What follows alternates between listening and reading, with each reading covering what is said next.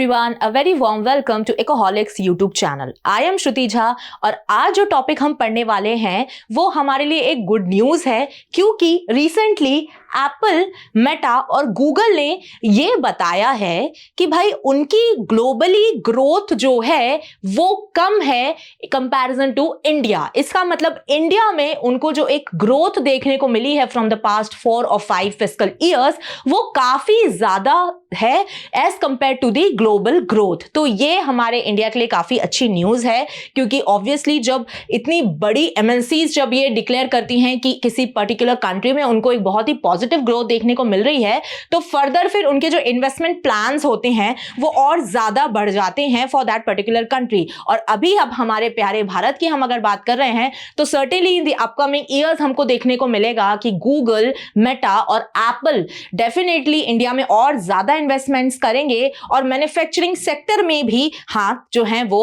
आजमाएंगे। तो चलिए इस सेशन को आगे बढ़ाते हुए देखते हैं further insights. Okay, so the big tech companies are experiencing rapid growth in India faster than any other part of the world, and this trend has been evident over the past 4 or 5 fiscal years, जिसमें से जो Apple CEO Tim cook हैं उनका कहना है that India will act as incredibly exciting market। तो इनका ये बोलना है कि भाई आगे भी अभी जो हम सिनेरियो देख रहे हैं इंडिया में despite of the global challenges, India में जो आपको ग्लोबल एक ग्रोथ देखने को मिल रही है, इंडिया के खुद के मार्केट की डोमेस्टिक मार्केट में जो एक ग्रोथ हमको देखने को मिल रही है वो हमारे जैसे फर्म्स के लिए बहुत ज्यादा एक्साइटिंग है।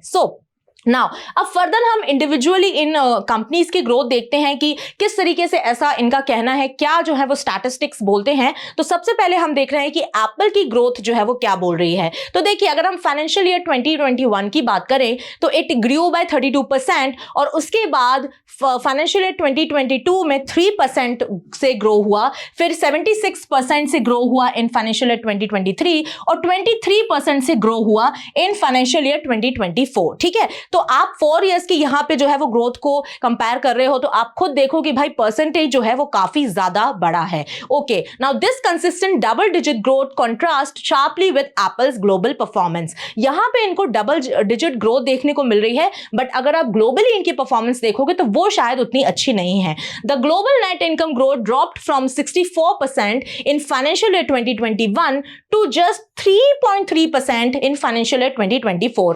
तो अगर फाइनेंशियल ईयर 2021 में 64% एप्पल की ग्रोथ थी तो वहीं वो आके 3.3% पे अब रुक गई है। ठीक है, और रिसेंटली जो है वो एप्पल ने ये डिक्लेयर भी किया है कि वो जो है वो अपने रिटेल स्टोर्स को ओपन करने वाले हैं हमारे मेट्रोपॉलिटन सिटीज में, मुंबई हो गया, दिल्ली एनसीआर हो गया, पुणे हो गया और बेंगलोर हो गया। तो यहां पे एप्पल ने डिक्लेयर किया है कि अब अपने वो रिटेल स्टोर्स को लेकर आने वाले हैं। Indeed a very good news for the India. Okay, now coming to the Google's performance and investments. तो इनके अब हम स्टैट्स देखते हैं तो गूगल की भाई जो नेट इनकम इंक्रीज है वो हुई है 14% इन फाइनेंशियल ईयर 2021 से लेके 25% इन फाइनेंशियल ईयर 2024। तो आप देख सकते हो 14% से लेके काफी बड़ा परसेंटेज 25% पे गूगल की इनकम ग्रोथ हुई है।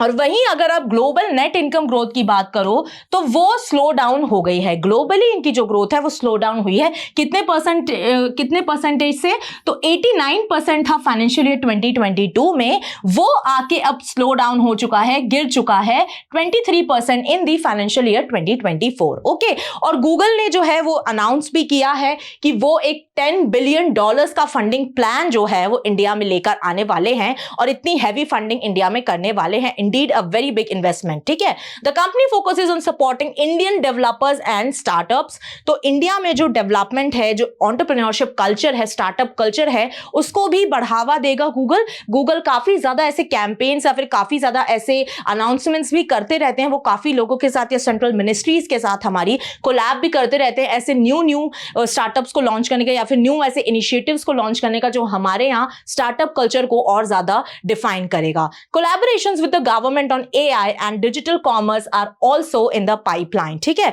अब AI में और डिजिटल कॉमर्स में भी गूगल जो है वो उतरने वाला है with our central ministries. So this was the Google performance. Now coming to the Meta's income trends in India. अब मेटा ने भाई कैसा परफॉर्म किया है इंडिया में वो हम देखते हैं। तो देखिए जो मेटा की ग्लोबल अगर नेट इनकम ग्रोथ आप देखो तो it rose from 58% in financial year 21 to 68.5% in financial 2024। ठीक है, तो मेटा की अगर ग्लोबल इनकम आप ग्रोथ देखो तो वो तो उनकी राइज हुई है, बट अगर आप फेसबुक का रेवेन्यू देखो, ठीक है, फेसबुक की अगर आप टोटल इनकम देखो इंडिया में तो वो 16% से लेके 8.8% इन फाइनेंशियल ईयर 2024। ठीक है, तो काफी ज्यादा यहां पे वो ग्रो करी है। उसके बाद आप देखो after a 5% decline in profits in financial year 2021 the companies profit grew by 131% in financial year 2022, 18% in financial year 2023 and 43% in financial year 2024। तो आप देख सकते हो कि almost half of the revenue जो प्रॉफिट है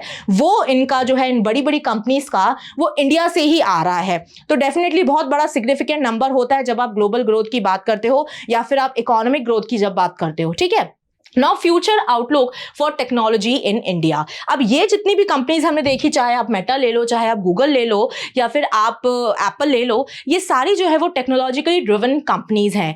तो अगर इनके इन्वेस्टमेंट्स इंडिया में आएंगे, ये अगर इंडिया में काफी अच्छे से ग्रो करेंगे तो हमारे इंडिया के क्रिएटिविटी के लिए, इनोवेटिव माइंड्स के लिए भी बहुत ज्यादा अच्छा होगा, क्योंकि ऑब्वियसली इन कंपनीज को एक बड़े दर्जे पे ग्लोबल लेवल पे हम देखें तो many youngsters look for doing jobs in these MNCs। ठीक है, और सोचते हैं उनके लिए ड्रीम जॉब्स भी, ड्रीम कंपनीज भी ये होती हैं। तो अब ये इंडिया में अगर इन्वेस्टमेंट लेकर आएंगी, इंडिया में अपने रिटेल स्टोर्स खोलेंगी, मैन्युफैक्चरिंग प्लांट्स डालेंगी, तो इंडिया की इकोनॉमिक ग्रोथ के लिए बहुत अच्छा होगा।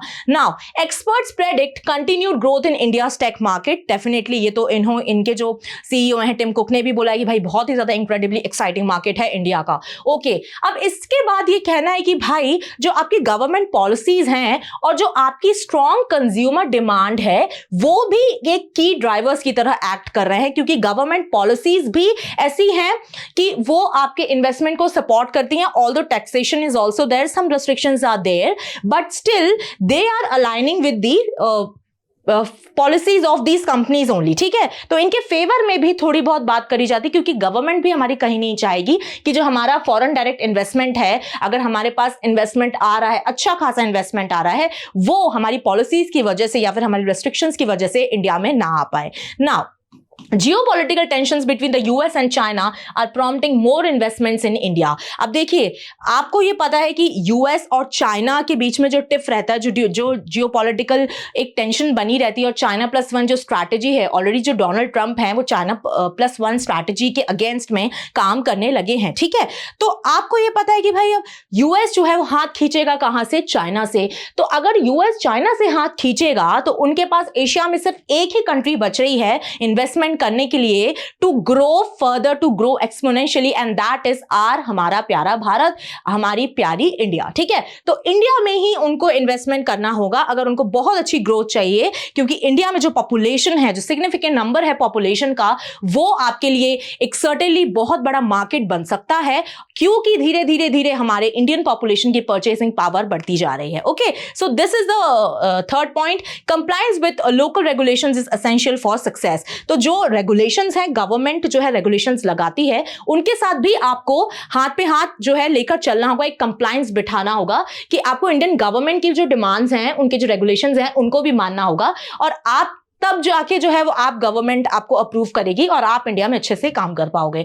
Then companies that align with consumer sentiments are likely to thrive. मतलब भाई जो हमारी डिमांड्स हैं, जो कंज्यूमर डिमांड्स हैं, कंज्यूमर को क्या चाहिए, कंज्यूमर क्या चीज एक्सपेक्ट कर रहा है आउट ऑफ दिस कंपनीज, तो उस डिमांड पे अगर ये कंपनीज काम करेंगी तो इनके ग्रो होने के चांसेस और ज्यादा बढ़ जाएंगे। अब देखते हैं कि एक्सपर्ट्स का इस पे क्या कहना है। तो देखिए, ये जो दोनों एक्सपर्ट्स हैं, one is the Sanchit Vir जोग्या, chief analyst CEO at Greyhound research, and next is the Naresh S, research analyst at Gartner. ठीक है, तो ये जो दोनों ही फर्म्स हैं ये एडवाइजरी फर्म्स हैं, टेक्नोलॉजिकली सेक्टर में ये काफी ज्यादा एडवाइजरी अच्छे लेवल पे ये एडवाइजरी फर्म जो है वो एक्ट करती हैं। तो इनका कहना है the markets are doing good, the government policies are very favourable for pent up demand. ठीक है, तो इनका कहना है कि भाई मार्केट्स जो है बहुत अच्छे से परफॉर्म कर रहा है और गवर्नमेंट जिस तरीके से अब एक्शंस ले रही है वो सर्टेनली डिमांड को एक अच्छे ही राइज पे लेकर जाएगा। देन जो नेक्स्ट आपके एक्सपर्ट है उनका कहना है that the global economy is not doing well, we are also seeing because of certain challenges, because many of the countries are involved in war, or some even if not involved in war तो some are involved with the trade restrictions, और किसी के खुद में ही जो है economy week होती जा रही है तो वो दूसरी इकोनॉमीज को डेफिनेटली कैसे सपोर्ट कर पाएंगे। ठीक है, तो वहां ऐसे कॉन्टेक्स्ट में ये बात कर रहे हैं। So the companies will invest in markets like India to grow. ठीक है, so when you are living in the world where the challenges are very higher, तो उस केस में इंडिया का ग्रो होना या फिर इंडिया का मार्केट की तरह एक्ट करना एक बहुत ही ज्यादा फेवरेबल बन जाता है बड़ी बड़ी कंपनीज के लिए। तो यही जो है वो न्यूज थी कि हमारे लिए डेफिनेटली ये गुड न्यूज है और फ्यूचर में हमको और ऐसे इन्वेस्टमेंट्स इन कंपनीज के थ्रू और जो बड़ी कंपनीज हैं उनके थ्रू इंडिया में देखने को मिल सकते हैं। Thank you for watching my session and don't forget to like, share and subscribe to our channel Ecoholics. Till then, पढ़ते रहिए, खुश रहिए। जय हिंद, जय भारत।